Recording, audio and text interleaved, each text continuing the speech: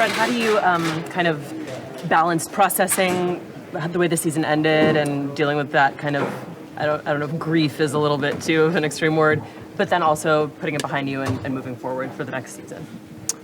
Yeah, no, I've honestly more so of the kind of reflecting on what happened in the game and then what happened throughout the season. You kind of want to remember things like this for later on.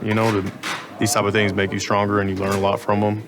And there's so much time to move past it and get on to the next. But I think this is the time right now, kind of when it's still fresh, to kind of, sit in it and reflect.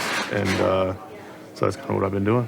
Different is reflecting on this. You've had difficult playoff losses before, but this one seems a little different just in terms of during the game you probably realize, okay, this is probably without a quarterback, it's not going to be pretty capable. But is it a different process going through that, where as opposed to maybe the Super Bowl or the NFC Championship game, where you're thinking of individual plays, where if this had gone different, results would have been different? Yeah, no, it sucks. I've never been a part of something like that in a game when you're already on your third quarterback, and you lose him, you lose your fourth.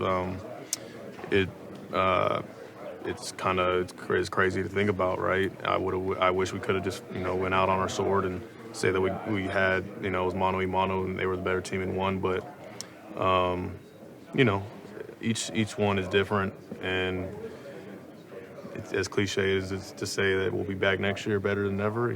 That's kind of just the mindset. Do you feel, cheated at all, or is that just life in the NFL? That's life. Yeah. That's life in the NFL, and that's life in general. It just has a way of punching you in the mouth sometimes, and things not going your way. But it's how you bounce back. It's how you respond from it, what you learn from it. Because if you don't look at it that way, then you're just going to sulk in misery and be like, man, woe is me. But I'm looking at the positives.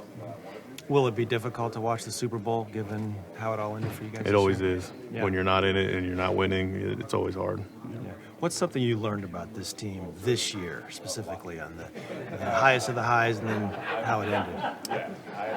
I learned a whole lot. I've never been a part of a season like this where, you're down 3, 4, 7 games through, and then you go on to win all the rest of your games all the way down to the last game. All the adversity we went through, with the quarterback situation and having a number one defense and working through, just kind of improving, trying to be our best. And, we had a team ready to win it all. It just obviously didn't go our way.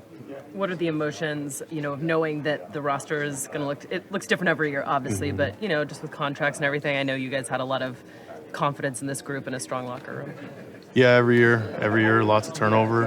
It's always a different team. This year especially, we're most likely losing our defense coordinator. It's the guy I came in with, and owe a lot to.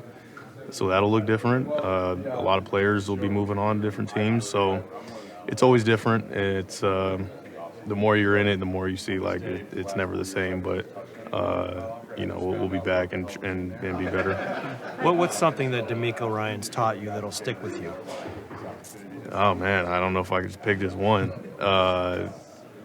It was a perfect match, honestly, given where I was coming from, out of BYU, out of position, or positionless, I guess you could say, and being asked to play the mic position, and a guy who had played it at a high level and knew what it took to play at a high level to help develop me. And I'm not the player I am today without him. Fred, you said this team is ready to win it all. Because of that, do you think that there is going to be a sense of urgency in the offseason with the front office, especially if, Brock has a long-term recovery ahead of him?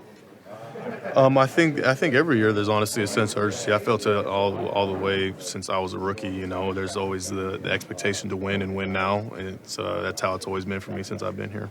What's your highlight of the season, the moment that you circled? The moment I circled, it had to be the divisional round against the Cowboys. Being at home against a historical rival for us, it was electric all the way through, and I always remember that game. Thanks, Fred. Congratulations on winning the Eshmont Award. Thank you. What does that mean to you, and what have you learned about what that award signifies over the last few years?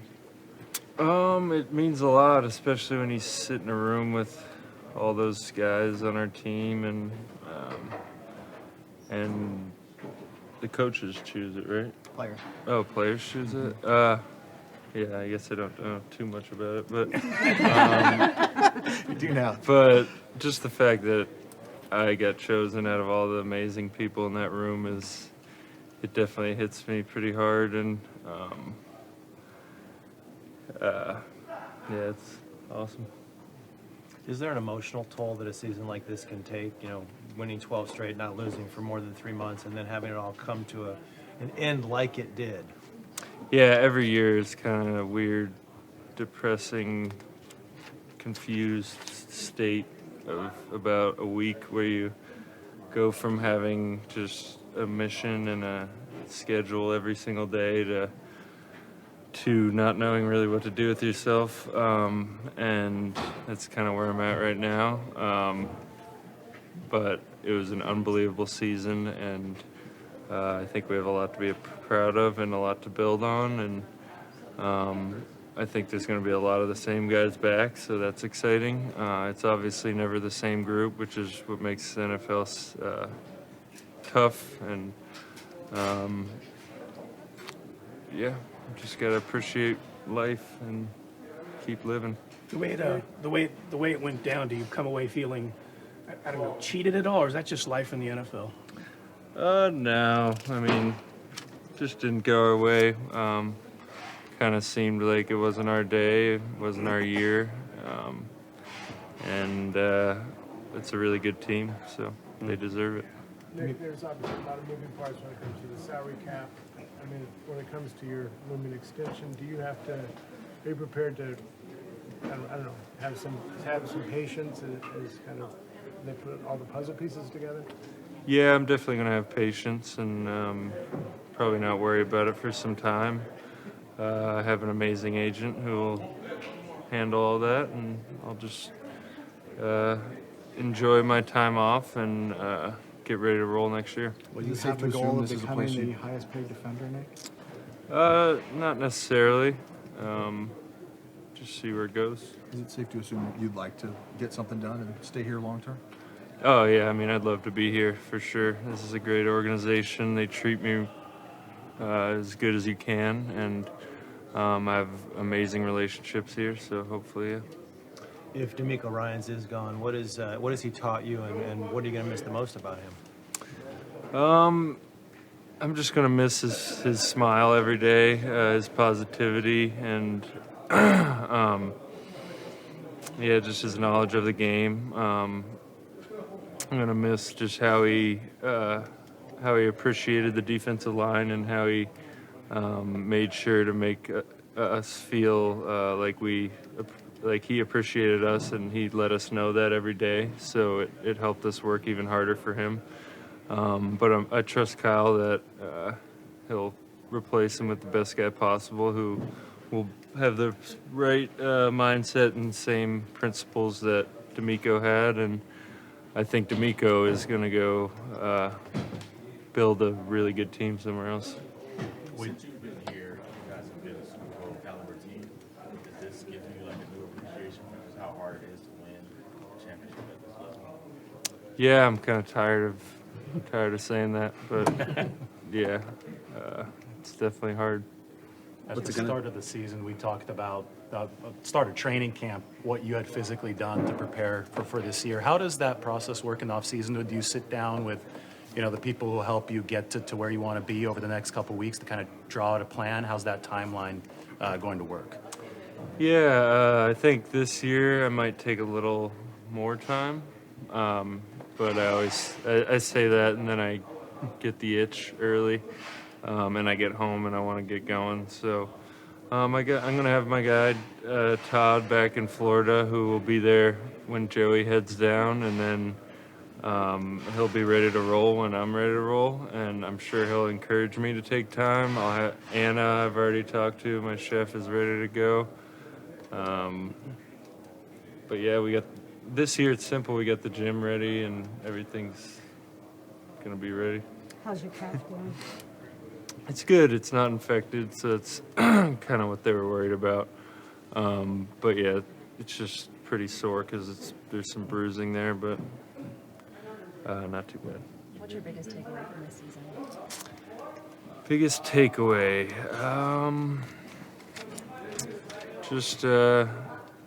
I'd say that you could really fight through anything that this league throws at you, and you shouldn't give up at any point, no matter who you lose, no matter what what ups and downs the season brings. You could get through it and have a successful year. You've been close 3 times now. In your vast experience, what do you think it takes then?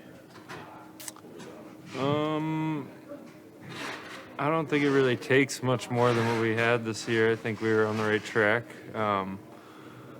Just putting together a couple more games of the standard that we have here, and yeah, I think we have the pieces, we have the template. Just gotta, getting that bye would help. Most rests you could get as possible is something that could improve your chances, but yeah, I think we're on the right track. Do you look back on those early losses when you guys were 3 and 4 then as kind of a missed opportunity to be the #1 seed and have the game at home? Yeah, that definitely could have changed a lot of things, but you could say that about a lot of things that happened throughout a year. Apologies. I asked this because you have set a pretty high standard, but you didn't have a sack in 4 of your last 5 games. It's like, oh my gosh, what happened to Bosa? What was there anything? Obviously you're getting attention. I know you're still being impactful, but did anything change the way offenses went after you? Oh no, I think you kind of get comfortable seeing sacks on the stat sheet every week, but a lot of the time the impact of a game, there's a lot more to it, and sacks are an important stat and a great stat, but there's a lot more to playing football, and I think I didn't change anything, so I keep doing the same things. I think you were going to get Jalen Hurts for a safety there. Yeah, he's strong. Is he? Yeah, he's very strong. I was trying to pull him back, but yeah, he's deceptively very strong. You got any idea on which quarterback's going to win between he and Mahomes? It'll be a good battle that I will not be watching. Knowing that we know about Brock and how severe his elbow injury is with torn UCL, what does it mean for him to go back out there and finish that game for you? It's pretty cool. It was confusing. I was like, why wasn't he out there? But then I realized he wasn't throwing, so I feel bad for him. He's going to be fine. He's got a good amount of time to get right, and I think he's going to keep improving. What did you prove to yourself, especially the way you played in the postseason? Oh, that I could play. Really, I know I wasn't making a lot of plays on the ball, like within, the whole start of the season, but I just think I had to get comfortable and then, just start believing in myself more. And what do you kind of focus in on the offseason? Like, where do you think you can get better for next year? For sure, we're playing the ball down the field, we're being #1, and just really just taking advantage of my opportunities. I mean, probably a stupid question, but do you see yourself as a long-term NFL starter? Yes, for sure. I believe it. I think everybody else believe it now that I haven't showed up in the postseason. Yeah, that's really about it.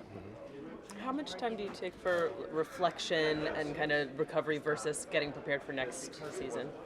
I'm really, I already reflected. I done cried. Cried with the team. So I feel like I'm much over and much past it, and I'm just really ready for next year. Oh yeah. He gave it to me just to pass it down. That's we kind of about to make it a tradition. Just pass it down. To the young guy. You come out of that game feeling, I don't know, cheated or jinxed, or you didn't really get to put your best foot forward because of the quarterback thing. I'm just curious how you process that. I mean, at first, I wasn't even blaming it on that situation. You know, I just felt like it was some calls in the game to where that shouldn't have been called, or like it was just some little ticky-tack calls that just kind of put us in a bad position. And yeah, that's really about it. It meant a lot. You know, just knowing that you got people talking about you in a good way and bad ways too, because I mean that kind of like motivated me. But